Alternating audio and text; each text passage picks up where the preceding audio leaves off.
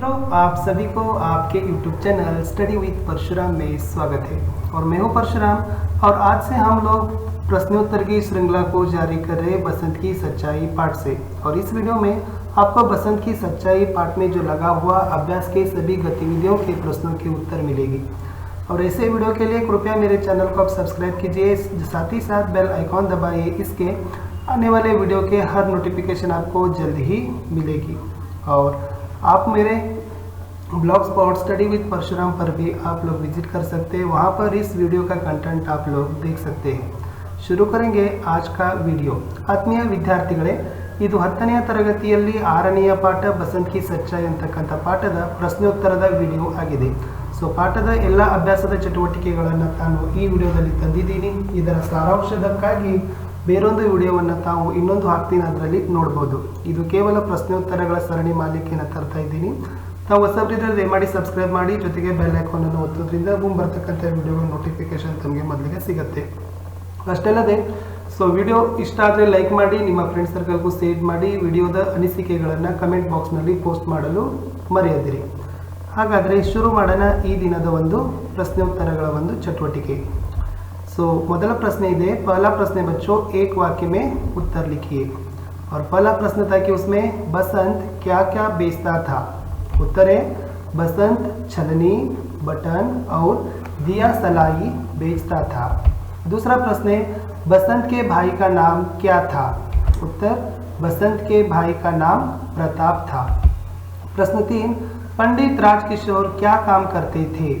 उत्तर है पंडित राजकिशोर मजदूरों के नेता थे, वे लेक्चर देते थे।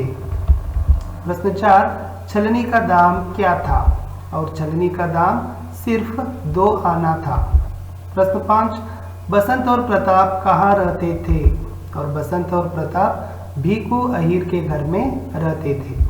प्रश्न 6 है, बसंत की सच्चाई एकांकी में कितने दृश्य है। बसंत की सच्चाई एकांकी में 3 दृश्य है। प्रश्न 7, एकांकी का प्रथम दृश्य कहाँ घटता है।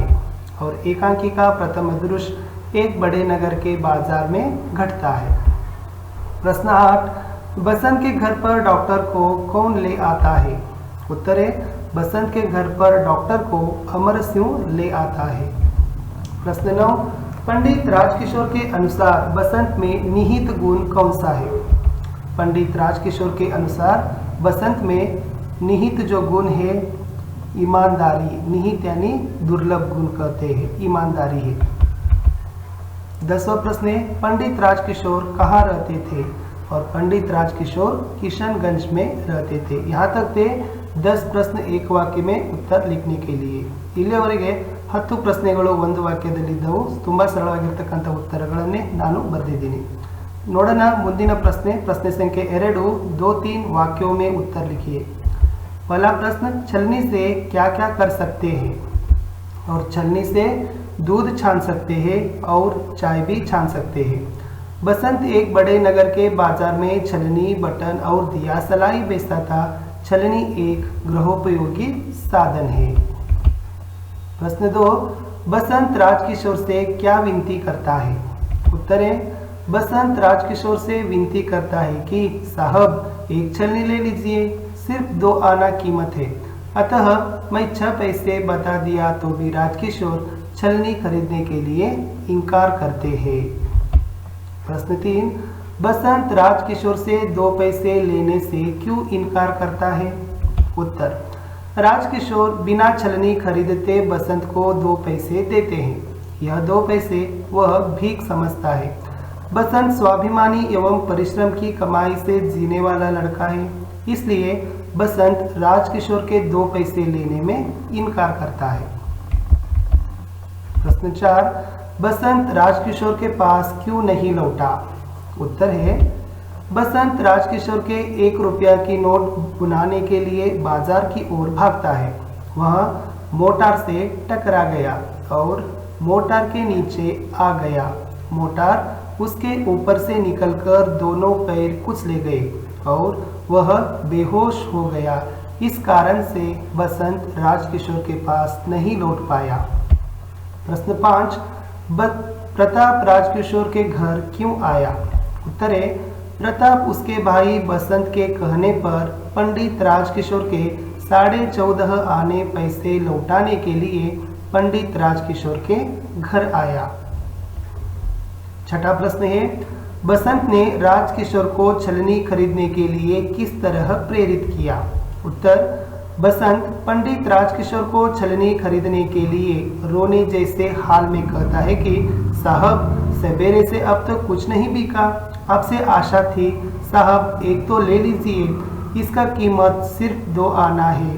अतः मैं 6 पैसे बताने से भी पंडित राजकिशोर इनकार करते हैं। 7वां प्रश्न है और अंतिम प्रश्न है 2-3 वाक्यों में उत्तर लिखने के लिए। बसंत के पैर देखकर डॉक्टर ने क्या कहा?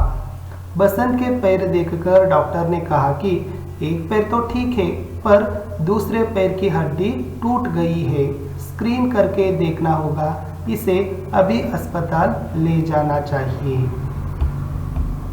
अब आगे चलेंगे। मुख्य प्रश्न 3 है बच्चों, 4-6 वाक्यों में उत्तर लिखना है। इस प्रकार के प्रश्न 3 अंक में लिए 3 अंक के लिए वार्षिक परीक्षा में पूछे जाते हैं। प्रश्न इस प्रकार है, बसंत ईमानदार लड़का है कैसे? उत्तर देखेंगे, बसंत एक स्वाभिमानी और ईमानदार लड़का था। वह परिश्रम करके जीना चाहता था, इसलिए उसने पंडित राजकिशोर से दया की भीख लेने से इनकार किया। पंडित राजकिशोर का नोट भुना लाने को बाजार की ओर भागता है। वहाँ मोटर से टकराकर घायल होता है। होश आने के बाद अपने भाई प्रताप के हाथों में राजकिशोर के 14.5 आने पैसे लौटाता है। इस प्रकार हम कह सकते हैं कि बसंत एक ईमानदार लड़का है। प्रश्न 2, बसंत और प्रताप अहीर के घर में क्यों रहते हैं? और इसका उत्तर है बच्चों, बसंत एक गरीब शरणार्थी लड़का है। प्रताप उसका छोटा भाई है। दोनों गरीब होकर भी स्वाभिमानी और परिश्रम की कमाई से जीने वाले हैं। दंगे के दिनों में इनके माँ बाप को किसी ने मार दिया था। वे दोनों अनाथ थे। अपना कोई घर न होने के कारण बसंत और प्रताप भीखू अहीर के घर में रहते थे। भीखू अहीर का घर अहीर टीले में था। मुख्य प्रश्न 3 है बच्चों, राजकिशोर के मानवीय व्यवहार का परिचय दीजिए। इस प्रकार है उसका उत्तर, पंडित राजकिशोर मजदूरों के नेता थे। कंगालों के प्रति हमदर्दी दिखाते थे। आदर के साथ व्यवहार करते थे। वे लेक्चर देते थे और मजदूरों के बस्ती में जाते थे। बसंत को 2 पैसे देने जाते हैं। बसंत के आग्रह पर जरूरत न होने पर भी छलनी लेते हैं। प्रताप से बसंत की मोटार दुर्घटना के बारे में समझकर दुखी होते हैं और प्रताप के साथ भीखू अहीर के घर जाते हैं। डॉक्टर वर्मा को बुलाकर इलाज करवाते हैं। एम्बुलेंस के लिए फोन भी करते हैं। इस तरह पंडित राजकिशोर का मानवीय व्यवहार का परिचय है। अगला प्रश्न इस प्रकार है। मुख्य प्रश्न 4 अनुरूपता में आपको लिखना है। पहले 2 शब्दों को संबंध को ग्रहण करना है, फिर बाद में तीसरा शब्द का संबंध आपको लिखना है। पहला है पंडित राजकिशोर किशनगंज, फिर बसंत अहीर टीले। दूसरा प्रश्न है पंडित राजकिशोर मजदूरों के नेता, बसंत गरीब शरणार्थी लड़का। प्रश्न 3 पंडित राजकिशोर मालिक है, फिर अमर सिंह नौकर है। प्रश्न 4 प्रताप छोटा भाई है, वर्मा डॉक्टर है। प्रश्न 5 ये तो प्रश्नार्थक चिन्ह है, फिर तीसरा में जो चिन्ह है वह भावसूचक या इसे विस्मयादिबोधक चिन्ह भी कहते हैं। और 5वां रिक्त स्थान को भरना है, आपको खाली जगह को भरकर सही उत्तर को देना है। प्रश्न है मैं अभी बाजार से डैश लाता हूँ। उत्तर था कि भुना लाता हूँ। प्रश्न 2 मैं आपके डैश आने लाया हूँ। उत्तर है 14.5। प्रश्न 3 हम दोनों डैश के घर में रहते हैं। उत्तर है भीखू अहीर। प्रश्न 4 मैं डैश के लिए फोन कर आता हूँ। और उत्तर है एम्बुलेंस। प्रश्न 5 है इसमें एक दुर्लभ गुण है, यह डैश है। उत्तर ईमानदार। अब छठा प्रश्न है बच्चों, निम्नलिखित वाक्यों को निर्देशानुसार आपको लिखना है। यानी देखेंगे कौन कौन से वाक्य उस पर। ओके, पहला है एक छलनी में तुम्हें क्या बचेगा, और यह तो वाक्य आपको वर्तमान काल में क्या करना है कि बदलना है। एक छलनी में तुम्हें क्या बचेगा, उत्तर है एक छलनी में तुम्हारा क्या बचता है।